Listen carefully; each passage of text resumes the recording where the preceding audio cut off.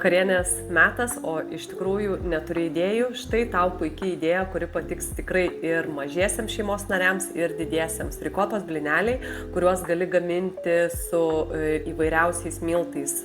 Aš šį kartą gaminau su avinžirnių miltais, bet gali būti panaudoti avižiniai miltai, kukurūzų miltai, spelta viso grūdo miltai ir truputėlį įdėk nerafinuoto cukraus arba agavų sirupo ir 2 kiaušinius prie 400 gramų rikoto sūrio, o miltų eina apie 80-100 gramų, priklausomai nuo to, kokius miltus naudoji. Svarbu yra, kad blynelių neprideginti, neprisvilinti, kepti juos iki šviesiai rudos spalvos, nenaudoti pertekliaus aliejaus, naudoti į gerą aliejų, gerą keptuvę.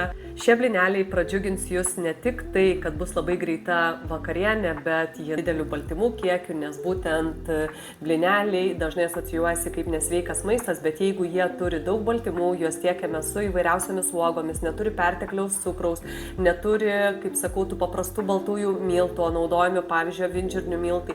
Tai čia mes baltymus gauname ir iš rikotos sūrio, ir iš kiaušinių, ir taip pat iš avinžirnių miltų.